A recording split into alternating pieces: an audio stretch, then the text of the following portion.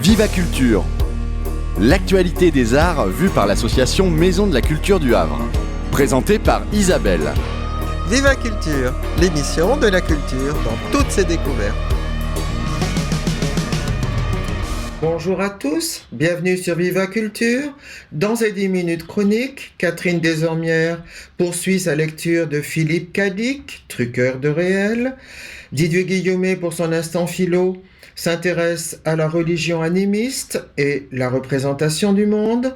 Anne Hidrogou, pour son lieu-dit, interview Keza, un jeune graffeur prometteur.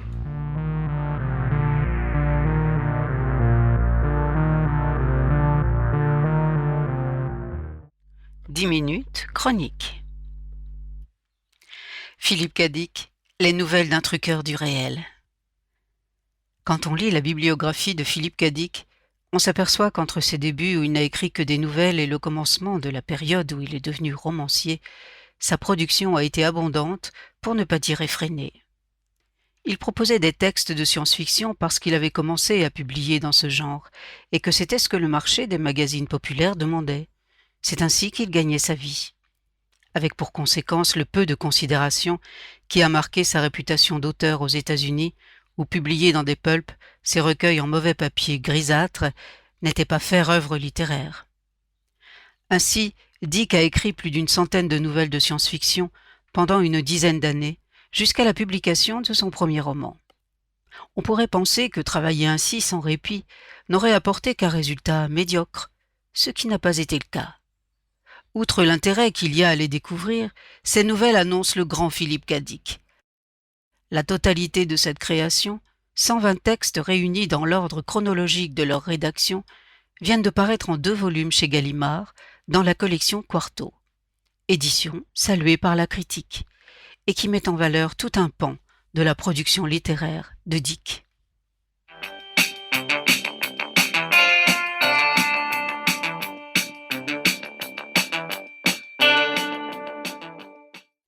Écrivant pour la science-fiction, Dick utilise les outils propres à la science-fiction. Les planètes, des robots, des vaisseaux spatiaux, toute une panoplie qu'il n'utilise que pour mettre en scène ses propres idées, ses tourments, au cours d'histoires dans lesquelles se tisse la trame de ce qu'il développera ultérieurement. Les préoccupations de Dick sont d'ordre psychologique, voire philosophique. Ce sont aussi les prémices de ces interrogations mystiques qui apparaîtront plus tard.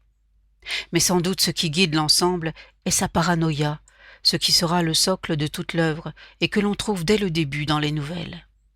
Un questionnement sur la réalité de ce qui nous entoure, la perception incertaine du réel, les identités aléatoires, l'angoisse de ne pas être qui l'on croit être. Parfois apparaît un trait d'humour, comme pour rassurer l'auteur lui-même, ce qui n'empêche pas le sentiment d'incertitude finale. Dick excelle dans les situations de retournement, d'empilement de faits qui se contredisent et qui entraînent ambiguïté et vertige.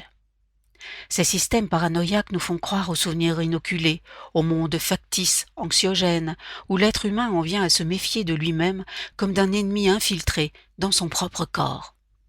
Ici, rien de pseudo-scientifique, mais la perception d'un monde décor où le temps n'existe pas, où l'espace n'est pas celui du cosmos, mais un univers à plusieurs dimensions, insaisissable, où tout, absolument tout, peut nous entraîner ailleurs, dans un endroit où nous ne nous reconnaîtrions pas tout à fait, mais quand même un peu, juste ce qu'il faudrait pour que le doute qui s'insinue fasse de nous un personnage dickien, ce qu'aucun de nous ne souhaite. Dans L'Imposteur, nouvelle parue en 1953, ce motif apparaît clairement. On le retrouvera au fil des écrits postérieurs de Dick sous plusieurs formes, de plus en plus sophistiquées. En voici quelques extraits. Un de ces jours, je vais prendre un congé, dit Spence Olam, au petit déjeuner. Il se tourna vers sa femme. Je crois que j'ai gagné un peu de repos, 10 ans, c'est bien long. Et le projet, dit-elle. Oh, la guerre sera gagnée sans moi. Cette boule de glaise qui est notre planète ne court pas grand danger. Olam s'assit devant la table et alluma une cigarette. Les machines à nouvelles déforment les dépêches pour faire croire que les extraspatiaux ont l'avantage sur nous. Sais-tu ce que je voudrais faire pendant ma permission ? Aller camper dans ces montagnes qui entourent la ville, tu sais, à l'endroit où nous sommes allés l'autre fois, tu te souviens ? Dans le bois de Sutton ?» Mary avait commencé de desservir la table. « Ce bois a brûlé il y a quelques semaines, je croyais que tu le savais. Probablement un incendie spontané. » Olam parut surpris. « N'a-t-on même pas essayé d'en déterminer la cause ? On se désintéresse de tout. Chacun ne pense plus qu'à la guerre, au vaisseau aiguille. Pouvons-nous penser à autre chose ?» Il se leva, éteignit sa cigarette, prit sa veste dans le placard et sortit jusqu'au porche. Le shoot serait là d'un instant à l'autre, le petit engin rapide qui le ramènerait à son bureau d'études. « J'espère que Nelson ne sera pas en retard. » Il consulta sa montre. « Il est près de 7 heures. »« Le voici qui arrive, » dit Mary, dont le regard scrutait l'intervalle entre les rangées de maisons. Le soleil luisait derrière les toits, se réfléchissant contre les lourdes plaques de plomb. La colonie était tranquille, peu de gens circulaient. « À bientôt. Tâche de ne pas faire d'heures supplémentaires, Spence. » Olam ouvrit la porte du petit engin et se glissa à l'intérieur, puis il se renversa sur les coussins en poussant un soupir. Nelson était accompagné d'un homme plus âgé. « Eh bien, » dit Olam tandis que le véhicule prenait un départ foudroyant, « avez-vous appris des nouvelles intéressantes ?»« Croyez-vous que la guerre n'ait plus de sens ?» demanda soudain l'homme plus âgé. « Vous en êtes pourtant partie intégrante. »« Oh, je vous présente le major Peters, » dit Nelson. Olam et Peters se serrèrent la main. Olam étudia le major. « À vrai dire, je suis venu pour m'entretenir avec vous, Mr. Olam. » Olam était perplexe. Il ne comprenait pas. « Vous entretenir avec moi ? À quel sujet ? » « J'ai l'ordre de vous arrêter comme espion à la solde des extraspatiaux. C'est pourquoi je me suis levé tôt ce matin. Saisissez-vous de lui, Nelson. » Un pistolet s'enfonça dans les côtes d'Olam. Les mains de Nelson tremblaient d'émotion. Son visage était pâle. Il prit une profonde aspiration. Olam lutta pour sortir de sa torpeur. « Ne pouvez-vous pas me dire… »« Certainement, je vais vous dire, » dit Peters. « Il y a 2 jours, nous avons été prévenus qu'un vaisseau extraspatial avait forcé la bulle de protection. L'appareil a largué un espion qui avait la forme d'un robot humanoïde. Ce robot avait pour mission de détruire un être humain désigné d'avance et de prendre sa place. À l'intérieur du robot se trouvait une bombe U. Notre agent ignorait le processus destiné à faire détonner la bombe, mais il supposait que l'explosion était provoquée par une phrase particulière, un certain groupe de mots.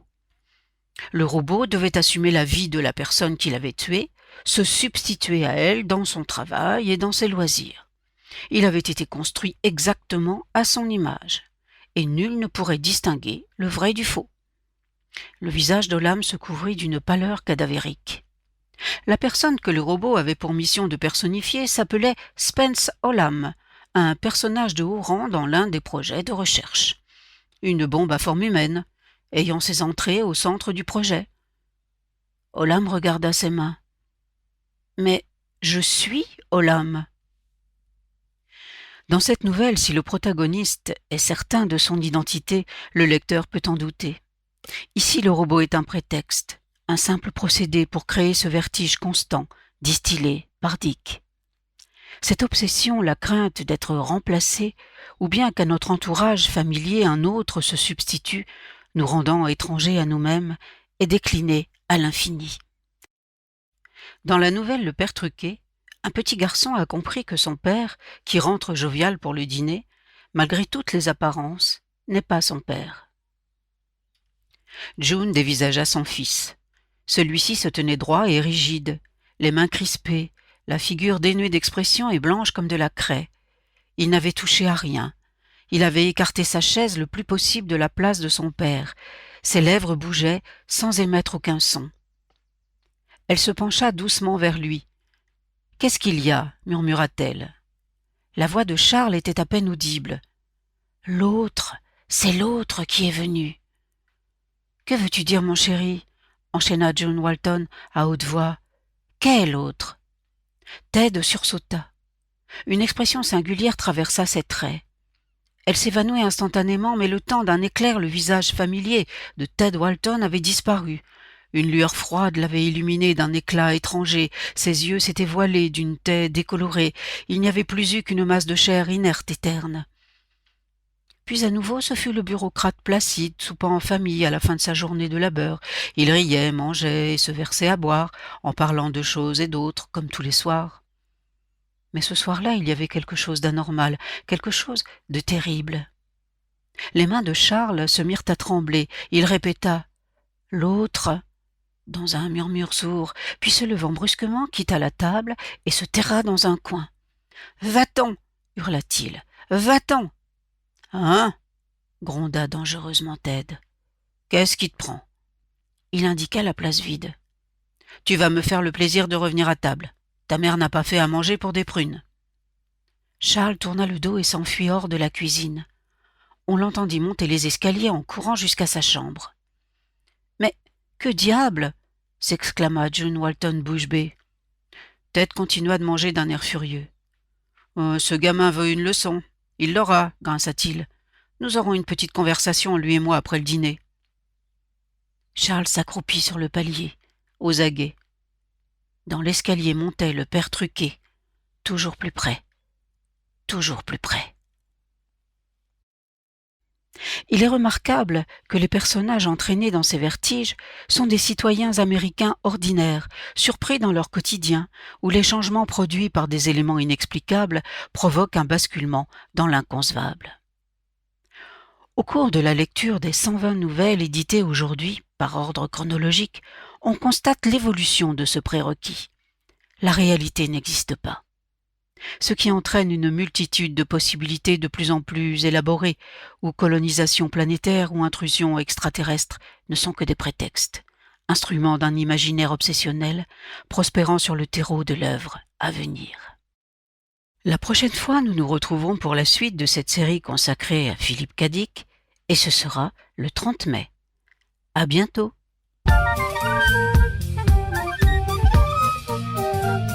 L'instant philo. Religion animiste et représentation du monde. Une bande dessinée originale d'Alessandro Pignocchi, intitulée Petit traité d'écologie sauvage, propose, en 3 tomes, une sorte de fable plutôt déconcertante. L'auteur imagine en effet un monde où toute l'humanité s'est convertie à la religion animiste des peuples d'Amazonie, pour lesquels les plantes et les animaux sont considérés comme des partenaires sociaux ordinaires. Pignocchi imagine ainsi un Donald Trump qui déserte les terrains de golf et les meetings pour se consacrer à l'observation des belettes. Un François Hollande qui fait arrêter son chauffeur tout affaire cessante pour faire une invocation à l'esprit du hérisson qui vient d'être écrasé involontairement. Enfin, un Vladimir Poutine qui annonce solennellement que le mariage avec des fruits et des plantes sera autorisé. On le constate aisément, cette bande dessinée nous place dans un univers complètement décalé et utopique. Mais quel intérêt de proposer une telle fiction ? Est-ce seulement une fantaisie faite pour nous distraire ? Et d'ailleurs, que faut-il entendre précisément par animisme ? Qu'est-ce qu'une telle religion qui nous semble dépassée, désuète et même superstitieuse peut encore nous apprendre ? L'animisme, avec sa représentation du monde si particulière, peut-elle nous apporter quelque utile éclaircissement en ces temps de crise écologique ?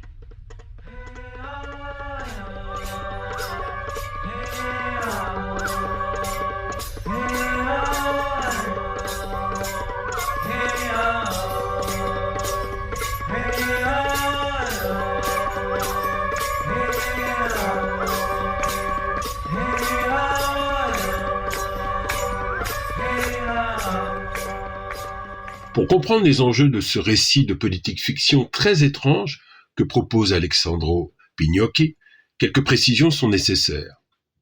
Ce dessinateur a été très influencé par un disciple de Claude Lévi-Strauss, l'anthropologue Philippe Descola, qui a notamment étudié les Achuars, un peuple animiste d'Amazonie.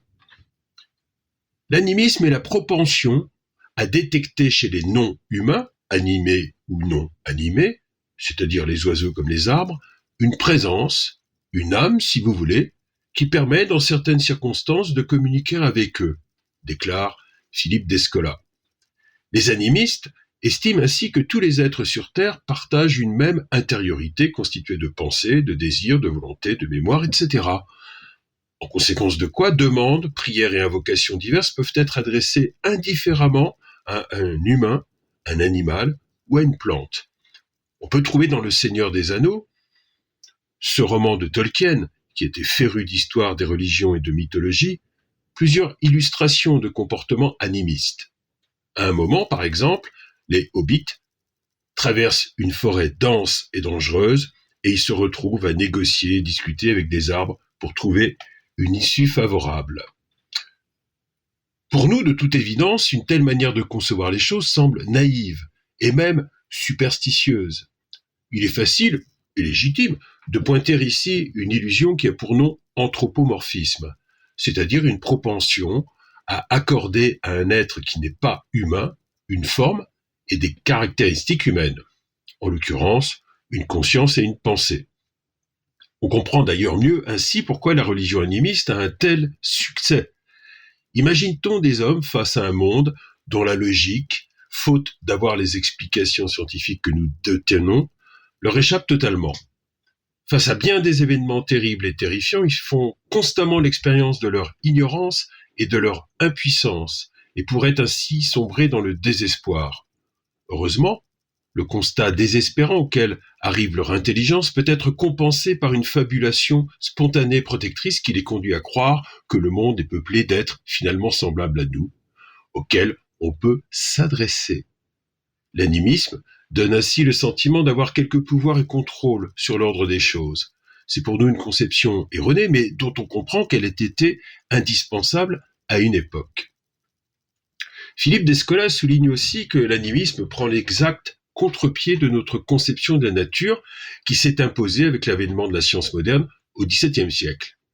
En effet, du point de vue de ce qu'il nomme le naturalisme, nous estimons spontanément qu'il y a discontinuité entre nous, humains, qui sommes des êtres pensants, pourvus d'une culture, et tous les autres êtres qui forment ce que l'on nomme la nature, à savoir animaux, végétaux et minéraux qui n'ont pas la riche intériorité qui est la nôtre.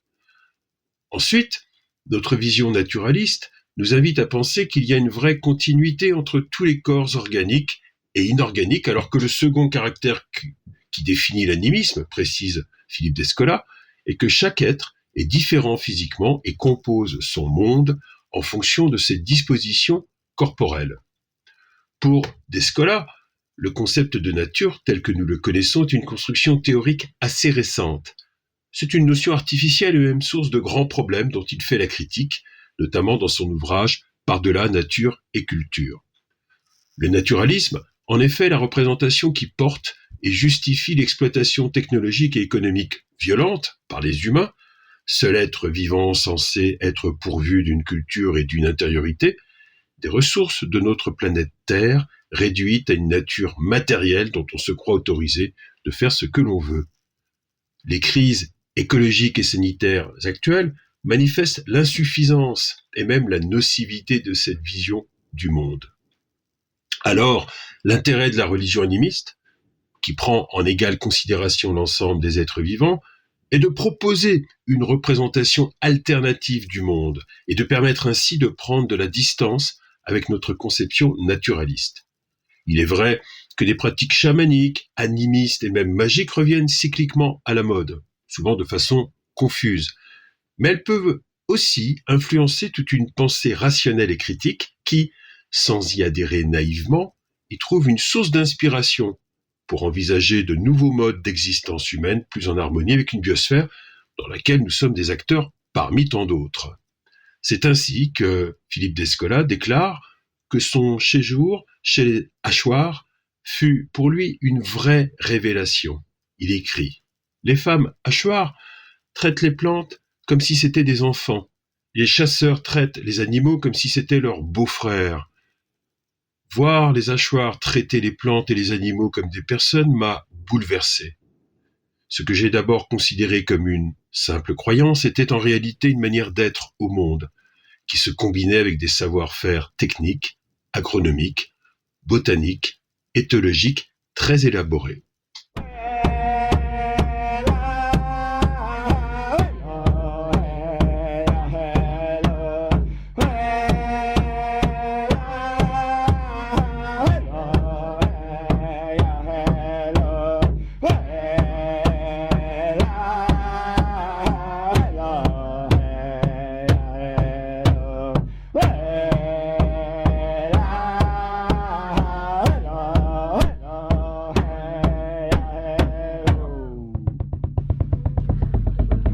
De l'examen de la religion animiste, on peut tirer quelques leçons. Tout d'abord, son existence sur tous les continents nous rappelle que la religion peut prendre des formes très diverses. Comme le totémisme et même le bouddhisme, la religion animiste se développe en effet sans la notion de Dieu transcendant. Le philosophe Auguste Comte souligne d'ailleurs que l'animisme, qu'il nomme fétichisme, est une des premières formes de religion dont la spécificité est aussi de chercher à appréhender le réel sans tenter de s'en détacher, ni de le fuir dans un au-delà. La religion animiste reste les pieds sur terre et donne le goût de l'observation du monde d'ici-bas qui est le seul. Pour Auguste Comte, c'est déjà un premier pas, certes maladroit, vers le savoir. Mieux vaut se tromper sur le monde que d'en inventer un autre.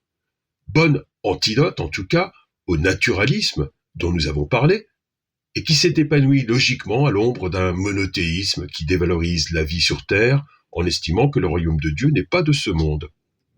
Philippe d'Escola souligne aussi que les pratiques techniques et politiques dépendent de la représentation que l'on se fait du rapport entre humains et non-humains.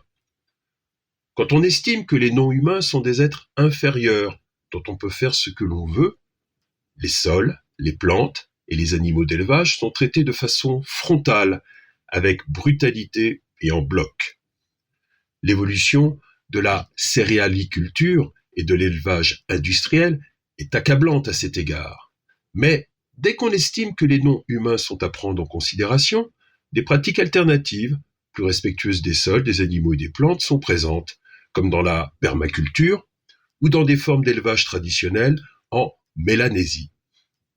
Enfin, la sagesse des Indiens Achuar, qui limitent volontairement leur production quand ils cultivent la terre, pour ne pas l'épuiser, mais aussi parce qu'ils ne cherchent pas la croissance et le profit à tout prix, fait aussi contraste face à notre démesure productiviste irresponsable.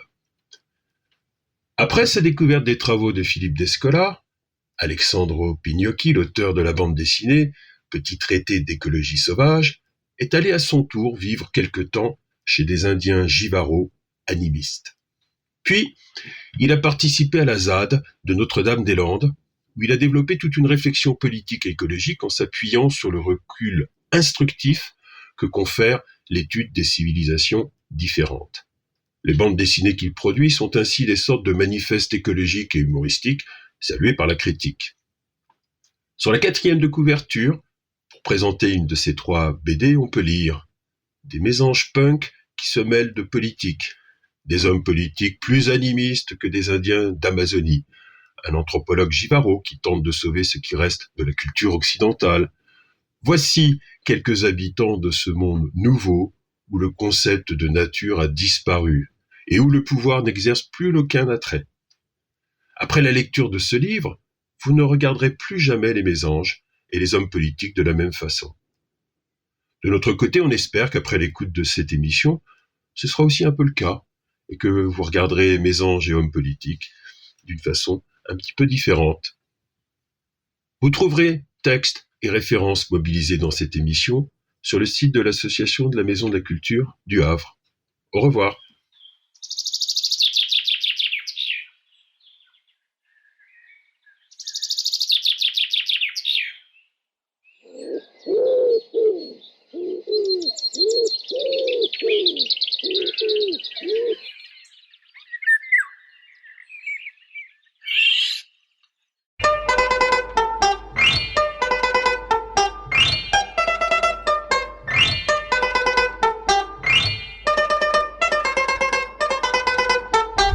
Bonjour, aujourd'hui nous sommes à The Rider Shop en compagnie d'un jeune homme qui se présente. Bonjour, moi c'est Keza, j'ai 22 ans et j'ai commencé le graffiti il y a une dizaine d'années, donc à Rouel, dans une usine qui était juste à côté de chez moi en fait. Et tous les jours il y avait du monde qui peignait là-bas, donc du coup j'ai eu un peu l'attrait du graffiti, l'appel de la couleur et ça m'a donné envie de persévérer là-dedans et d'essayer d'avoir une évolution de style et de technique. Vous avez fait un lycée particulier pour ça, je crois. Pas vraiment, en fait à la base je voulais quelque chose dans le domaine du dessin. Donc vraiment au départ c'était parti sur le dessin et j'ai été à Saint-Vincent-de-Paul pour faire un bac pro métier d'art et communication visuelle, donc pour apprendre le métier de graphiste. Et c'est vrai que ça m'a plus mis dans une base sur les techniques d'impression et c'est vrai que le côté dessin j'en ai pas appris spécialement plus que ça. J'avais déjà mes bases et l'apprentissage de mon prof Parès qui à l'époque graphait dans cette fameuse usine justement, donc membre fondateur des Serial Colors.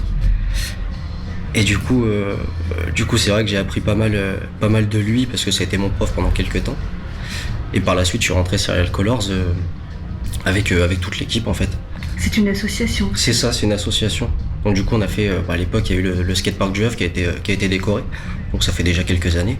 Pas mal d'événements avec la mairie, il y a eu le Havre sous les graphes avec la galerie Hamon. Donc c'était un espèce de concours on va dire entre graffeurs avec chacun un thème et chacun une surface à peindre. Et par la suite avec l'asso j'ai beaucoup fait de déco chez les particuliers, les entreprises et les événements. Et ça m'a donné l'attrait de créer, de faire quelque chose de différent de ce qui va se trouver dans les lieux abandonnés ou dans la rue, même si j'ai pas forcément, on va dire, peint totalement dans la rue toute ma vie. J'en ai fait un petit peu et j'ai été un peu plus actif par la suite. Et c'est vrai que du coup, le fait de créer avec l'association, ça m'a donné envie de créer ma marque de vêtements par la suite. Donc d'essayer de mettre la création sur la table. Et c'est vrai que la marque de vêtements, du coup, c'était encore lié au lycée parce que c'était mon projet de bac de base. Et du coup, j'ai persévéré dans le projet par la suite, donc un peu plus tard. Et j'ai déposé la marque, le logo, pour créer mon entreprise et me lancer dans la création de vêtements. Du coup, donc la marque, c'est classique. Et vêtements typiques, graffiti, respectant les codes du hip-hop. Avec de la customisation, il va y avoir de la customisation de baskets, de vestes, des peintures sur toile. Tout ce qui va être customisable peut être commandé, on va dire. Beaucoup de collaborations aussi. Et toujours de l'événementiel, forcément, en présentant toutes les disciplines de la culture hip-hop. Vous travaillez aussi pour des particuliers? Oui, c'est ça. Donc du coup, pour de la décoration, pour des chambres ou alors pour des entreprises aussi. Du coup, ça va être aussi des véhicules, par exemple, pour de la publicité. Du coup, je fais les commandes sur demande. Donc ça va être une décoration pour une chambre, ça peut être une cuisine, un tableau, comme j'ai dit tout à l'heure, un véhicule ou une enseigne ou une façade. Et voilà. Vous avez fait une création de vidéos également sur Instagram. Oui, un petit peu, pas mal de vidéos de présentation de ce que je vais faire Et pourquoi vous faites ça? Dans quel but? On va dire que c'est pour laisser une trace, parce que c'est vrai que le graffiti de base il est éphémère. Et même si y a pas forcément de films qui ont été faits au niveau du graffiti, la vidéo ça permet aussi de se dire ah tiens là il y a une évolution à travailler et présenter aussi aux autres ce qui peut être fait, que ce soit sur une peinture murale ou des goodies, on va dire création comme j'ai pu le dire tout à l'heure, les maquettes. Oui, vous faites des maquettes aussi, c'est assez étonnant. Vous pouvez expliquer un peu? En fait, du coup, je suis parti d'une matière brute qui est le carton. Donc je me suis dit, chez un carton, on a toujours un paquet. On va l'utiliser plutôt que ça traîne, et plutôt de le jeter du coup. Et j'essaie de reproduire des parties de ville, on va dire. Donc que ça soit des murs qui vont se trouver en centre-ville, des portes, des poubelles, des arrêts de bus, et de les donner à la sauce graffiti. Donc un peu abîmé, un peu vieilli, un peu sale, parce qu'on va pas se mentir, c'est les traits dans certains lieux. Et du coup, à partir du carton, de peinture et d'un peu de colle, on arrive à faire des maquettes qui restent dans le délire de la culture urbaine, quoi. Des expos? Oui, des expos, il y en avait pas mal. On en a fait une il y a quelques années pour les 9 ans de l'association. C'était à la Forge d'Harfleur. Donc là, c'était une très grosse expo. Il y avait un véhicule exposé dedans. Enfin, on était pas mal d'artistes. Et par la suite, j'ai participé à quelques expos du Havre. Donc un peu avec tout. Et la dernière en date, c'était Hackingboard. Donc Hackingboard, c'était une expo il y avait beaucoup d'artistes. En fait, il y avait plusieurs artistes et chacun avait son thème et devait peindre sur une planche de skate. Donc en fait, c'est une expo itinérante. Et du coup, là, pour le coup, il y avait une planche qui était chez le Torture Garden, donc avenue Foch, pardon, et au Grizzly Bar, quartier Saint-François. Donc du coup, une planche à chaque lieu et ensuite, les planches sont itinérantes, donc du coup, se déplacent de ville en ville et peuvent se retrouver un peu partout en France. Donc il y a pas mal d'artistes qui ont leur thème et leur style et c'est vrai que c'est sympa du coup de partager, quoi. Et elles ne sont pas gênées là pour l'instant avec le Covid? Je sais pas trop, c'est vrai, où ça en est. Je sais que dernièrement, ils ont bougé ailleurs. Mais je pense que ça va se remettre dans les temps et pourquoi pas, je pense qu'ils vont relancer quelque chose, quoi, en fait. Avez-vous des rêves? Des rêves, ça serait de voyager, mais avec la peinture, en fait. C'est-à-dire que si par exemple demain on me dit tiens j'ai une peinture à faire aux États-Unis ou à l'autre bout du monde, ça serait intéressant de découvrir en fait l'aspect du pays et aussi le décor en fait qui va environnement autour du graphe. D'accord. Votre place dans la culture? Ma place dans la culture, je dirais que c'est de garder les codes du graffiti à l'ancienne, mais donner aussi la touche de maintenant, on va dire. C'est-à-dire que maintenant, il y a beaucoup de choses qui ont évolué au niveau du graffiti. On est beaucoup moins dans le vandal qu'il y a eu une époque, même si dans certaines villes, c'est quelque chose qui est très répandu. Au Havre, il n'y en a pas vraiment, en fait, ou très peu.